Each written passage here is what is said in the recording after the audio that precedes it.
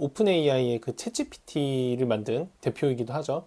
샘 알트만이라는 사람이 인터넷에 How to be successful, 그러니까 어떻게 하면 성공할 수 있느냐 라는 내용으로 글을 쓴 게 있어요. 13가지 성공의 법칙을 만들어낸 거를 얘기를 하는데, 거기서 저는 자기 확신이 정말로 중요하다 라는 거를 제 의견을 덧붙이면서 얘기를 같이 드리려고 합니다. 굉장히 유명한 글이어가지고 스타트업에 관심 있다 하는 사람들은 읽어봤을 법한 글이더라고요.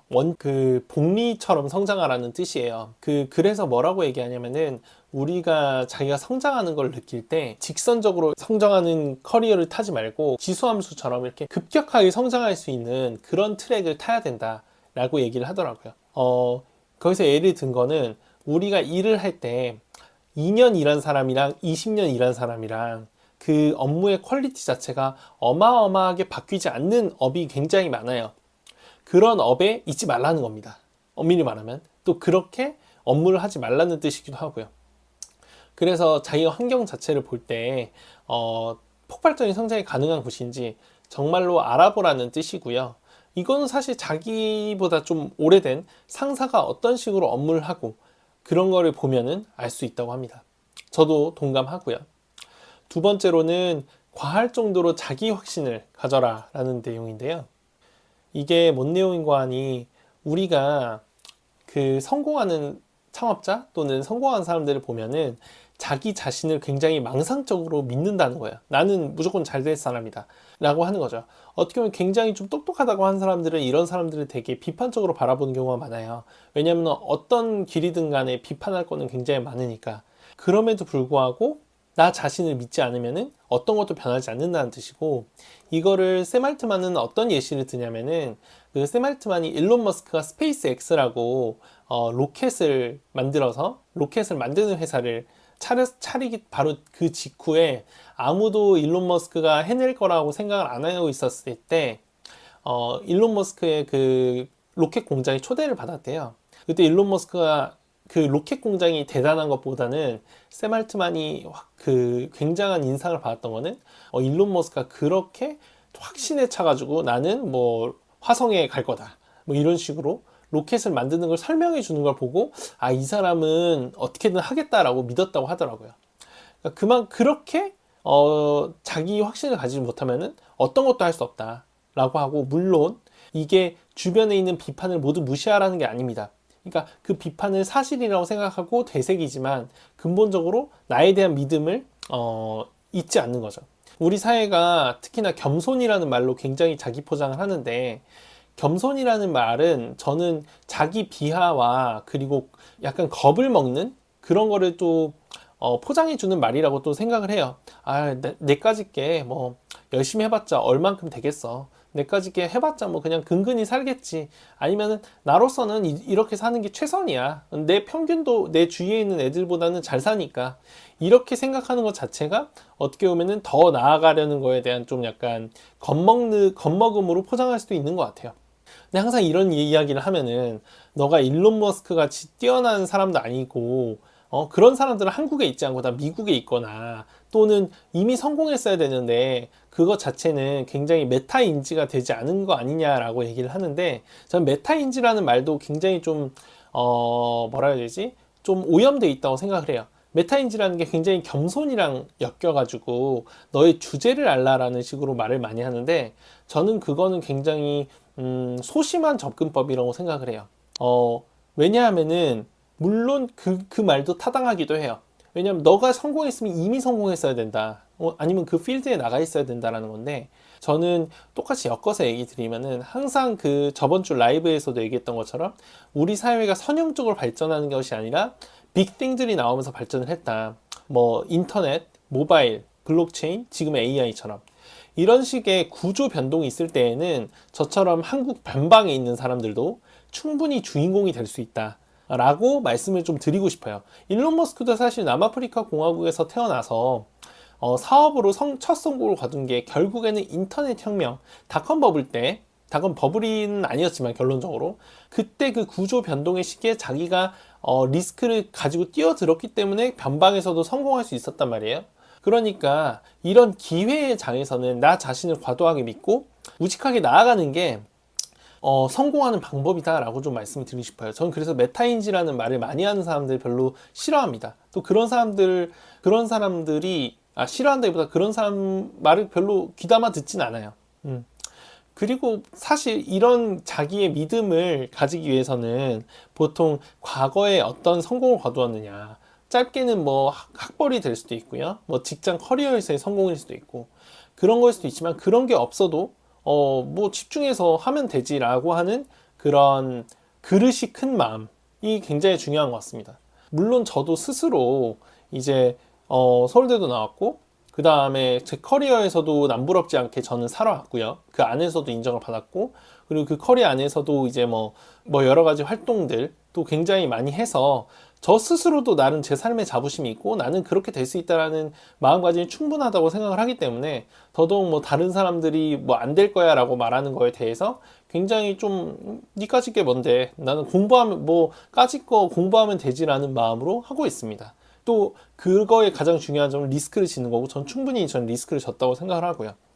그러니까 그 내가 불편한 것들, 뭐 저도 스타트업이 처음이고 뭐 개발 커리어도 없고, 하지만 뭐 나는 어차피 잘 될 사람이고 그까짓 것들 공부하면 된다라는 마음가짐으로 자기 확신을 가지는 게 정말로 성공하는 데 필요하다고 저도 생각을 합니다. 세 번째로는 이제 독립적으로 사고하라라는 말을 하는데요. 그러니까 이거는 그 제가 좋아하는 책인 이건 너무 경전스러운데, 피터 틸의 제로 투 원의 딱 첫 문장에 나오는 것처럼 정말 중요한 진실인데 남들이 동의해주지 않는 것이 무엇인가 라고 하는 완전 주류와 반대 생각이 아니라 좀 다르게 생각하는 방법에 대해서 계속 생각을 해야 한다고 하는데요. 무조건 동의라고 이게 아이디어일 수도 있고요. 저는 여기에 제 의견을 넣자면은, 그럼에도 불구하고 메인스트림, 주류의 생각이 뭔지 이해하는 것은 필요하다라고 생각합니다. 그 위에 독창성이 나온다고 생각을 하고, 그래서 저는 지금 AI의 주류는 미국이라고 생각을 하고, 미국 실리콘밸리라고 생각하고, 그 실리콘밸리에 주목받는 스타트업, 제가 저번에 말씀드렸던 Y 컴비네이터의 포트폴리오를 적어도 2년치는 분석을 하고, 그리고 미국에서 좀 중대규모로 투자를 받은 스타트업도 리스트업을 하고 있거든요. 그러면서 그 트렌드가 뭔지, 주류는 어떻게 보고 있는지를 정확하게 보고 그 다음에 독창성이 나온다고 생각을 합니다. 이거는 자기확신에 대한 내용이고요. 그리고 네 번째로 이제 얘기를 하는 건 뭐냐면은 판매 능력, 세일즈 능력을 길러라 라는 내용인데요. 샘 알트만이 얘기한 거는 이제 고객 뿐만 아니라 투자자, 팀원, 언론 모두가 설득 대상이니까 이 사람들한테 팔 능력을 길러야 된다.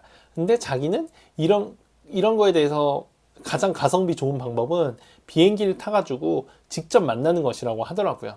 그러니까 그렇게 성과가 안 나온 적도 많았지만 자기의 커리어에서 큰 영향을 끼쳤던 거는 결국 만났을 때였다 라고 해서, 저도 웬만하면 사람들이 다 만나러 다니려고 밖에 많이 다니고요. 그리고 여기에 제 의견을 좀 첨부하자고 하면은 글로 소통을 해야 된다 해서, 저도 이제 뉴스레터를 만들려고 하고 스레드에도 제가 글도 많이 올리고 하는 게, 결국에는 제가 첫 라이브에서 얘기했던 것처럼 타임스탬프를 찍어야 된다. 오랫동안 내 생각이 변하는 과정들, 발전하는 과정들 또는 실패하는 과정들을 기록하는 글로써 남긴다고 하면은 이게 장기적으로 그게 판매 능력이 된다라고 생각을 합니다. 다섯 번째로 얘기하는 거는 위험을 감수하기 쉽게 만들어라라는 건데요. 스말트만이 얘기한 거는 이제 사람들은 위험을 과대평가하고 보상을 과소평가한다고 합니다. 그래서 최대한 학생일 때 도전하라고 얘기하는데요. 왜냐하면 아무것도 없을 때 도전해야 된다라는 거고요. 저도 이거에 완전 100% 동의하고, 그렇지만 이 말이 내가 도전하기에 너무 늦었다라고 하는 거를 정당화하는 건 아닙니다. 그러니까 너무 내가 나 이런 사람 많잖아요. 직장 다니면서도 나 언젠가는 사업해야 되는데 뭘 준비하고 뭐뭐 할 거야, 사업해야 되는데, 그냥 말만 하고 결국에는 시간이 흘러버리는 경우, 그러니까 그런 것들은 배제해야 된다고 저는 생각을 해요. 그렇게 과감하게 어느 정도 경제적인 건 좀 갖춰놓고 퇴사한 다음에 깨끗이 저처럼 준비하는 게 맞다고 생각을 합니다. 그리고 제가 바꿨고요. 그리고 열심히 일하라 라는 내용이 7번째 원칙인데, 여기서 정말 기계적으로 시간을 많이 투입하는 겁니다. 미련할 수도 있지만은 결국에는 희생을 해야 한다고 생각을 하고, 저는 근데 사실 저 회사 다닐 때에도 주말 새벽 가릴 것 없이 회사에 출근해서 일했기 때문에 이거는 너무 저한테 그냥 뭐 당연히 그래야지라는 생각이에요. 그래서 오전 8시에 출근해서 밤 10시에 퇴근하고, 주말 없이 일해야 되고 아기가 있다면 반나절 정도는 육아를 하고, 이거의 전제점은 부부가 팀이 돼야 됩니다. 그래서 저는 아내 같은 경우에는 육아에 전념하도록 하고, 대신 수입이 줄어드는 거는 제가 벌어놓은 걸로 어느 정도 메이크업 하게끔 조친해놓고, 예, 이런 식으로 열심히 일해야 된다고 저는 생각을 하고요. 또 여섯 번째로 집중하라 라는 얘기가 나오는데요. 많은 시간을 쓰는 것보다 중요한 일에 몰입하라 라고 얘기를 하고요. 저는 이거를 약간 저식으로 풀이를 하자면은 이 생활의 노이즈를 최대한 제거해라 라는 식으로 들었습니다. 저는 그래서 통근 시간이 많이 드는 경우를 경계해야 된다고 생각해서 직장과 가까운 데 살아라. 그래서 저는 결국에는 미국 실리콘밸리에 잘 살 수는 없잖아요, 지금.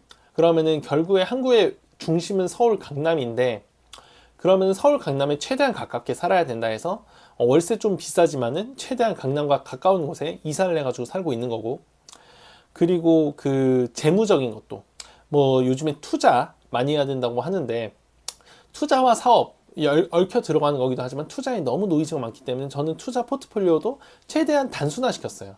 뭐 부동산도 그냥 하나로 만들어 놨고, 주식도 하나도 안 하고요. 대신 주식을 능가할 수 있는 뭐 수익률 비트코인이나 이런 쪽에만 투자를 장기적으로 해놓습니다. 그러니까 재무에도 신경 안 쓰게 해놓고 온리 사업에만 신경 쓸 수 있도록 재무도 세팅을 해놓는다 라는 걸로, 원칙, 여덟 번째 원칙은 대담해져라라고 합니다. 쉬운 문제보다 어려운 문제에 도전해라. 처음부터 이 말인 즉슨 내가 어려운 문제에 도전을 해야지 내 직원들도 그 어려운 문제에 더 미션을 가지고 일을 하게 된다라는 거고요. 저도 그렇게 생각을 하고, 근데 저의 좀 해석을 덧붙이자면은 처음부터 뭐가 어려운 문제인지 알아내기 어렵다고 생각을 해요. 그렇기 때문에 처음에는 일단 그 문제 자체에 직면을 하고, 그럼에도 불구하고 나는 어려운 문제를 해결할 거야 라는 자세를 계속 가지는 게 중요하다고 생각을 합니다. 아홉 번째 원칙은 이제 의지력을 키워라 라는 건데요. 결국에는 이건 것 같아요. 운명주의자가 되지 말자는 거예요. 세상이 원래 그렇게 돌아가니까 세상은 뭐 문제없이 잘 돌아가고 있어. 내가 해봤자 뭐 얼마나 바뀌겠어 라는 거를 바꿔버린 겁니다. 이게 제가 그 아까 전에 말한 자기 확신과 연결되는 내용인데, 결국에는 세상을 바꿀 수 있다는 의지를 가지고, 그러니까 의지 드립일 수도 있지만은 그게 나쁜 게 아니라는 거죠. 네, 그걸 가지라는 거고, 열 번째 원칙은 경쟁하기 어려운 사람이 되라는 겁니다. 대체 불가능해져야 된다고 얘기를 하는데, 저 같은 경우는 이게 다음 원칙이랑 연결이 되지만은 결국에는 나의 평판과 네트워크가 제일 경쟁하기 어려운 사람이 되는데 중요한 게 아닌가라는 생각이 들고, 네트워크라고 한다면은, 평판이라고 한다면 아까 전에 많이 나눠야 되고, 네트워크는 결국 다른 사람들을 최대한 도와줘야 된다고 저는 생각을 합니다. 그리고 이제 마지막 세 가지 원칙은 네트워크를 구축하라는 게 11번째인데요. 결국은 뭐 사람들을 잘 알고 관계를 맺으라는 건데, 여기서 중요한 거는 내가 사람들을 도와줘야 된다고 알지만은 내가 도움이 필요할 때 적극적으로 도움이 필요하다고 요청하는 겁니다. 체면이나 이런 것 때문에 얘기하지 않는 게 아니고요. 적극적으로 도움을 요청하고 도움을 받았으면은 반드시 그것과 상응하는 것은 아니더라도 도와주려는 자세를 가지라는 겁니다. 그래서 나랑 친하게 지내면, 나랑 같이 있으면은 이득이 된다라는 마음가짐을 가질 수 있도록 하라는 거고요. 12번째로는 부는 소유에서 온다는 건데, 여기서 이제 알트만은 굉장히 강력하게 말합니다. 월급 가지고 부자 된 사람 없고, 월급은 지금을 살기 위한 어떤 그런 거지, 결국에 진짜 부는 가치가 증가하는 뭐 주식을 소유한다든지 부동산을 소유함으로써 만들어진다고 얘기를 하고요. 마지막으로는 내부에서 동기가 일어나게 하라는 건데, 지금은 이게 돈보다는 다른 사람의 관심과 인정인 것 같아요. 특히 인정인 것 같은데, 다른 사람의 인정 때문에 일을 하려고 하지 말고 결국에는 내가 진짜로 그 내 내면의 불꽃을 위해서 일을 하라는 겁니다. 저는 이게 약간 결국엔 처음부터 되는 것이 아니고 결국 계속 성장해 나가면서 갖춰지는 마음가짐이 아닌가라고 생각을 합니다. 이게 제가 오늘 꼭 좀 말씀드리고 싶었던 샘 알트만의 13가지 성공하기 위한 법칙과 저의 해석입니다. 꼭 이 글은 이 라이브 방송이 끝나고서라도 꼭 한번 읽어보셨으면 좋겠고, 사실 저는 4번, 5번 읽었는데 거의 100번 읽어도 계속 이 새로움이 있을 것 같아요. 예, 그렇게 생각을 합니다. 배구님, 그건 맞는 게 저희 아버지도 30년 넘게 사업가로 사셨는데 그중 가장 중요한 10년은 일요일도 없이 일하셨어요. 그 결과 100억 넘게 오셨죠. 그러시군요. 예, 그러니까 이게 어찌됐든 뭐 스마트하게 일하는 거 저는 잘 모르겠고요. 결국에는 기계적인 시간을 많이 투입하는 게 최고다라는 생각이 듭니다. 예, 오히려 요령은 생기겠죠. 근데 그럼에도 불구하고 열심히 일해야 된다라는 생각이 들고, 이제 거기에서 가정과의 조화는 거기서 이제 본인이 조정을 하는 거고요.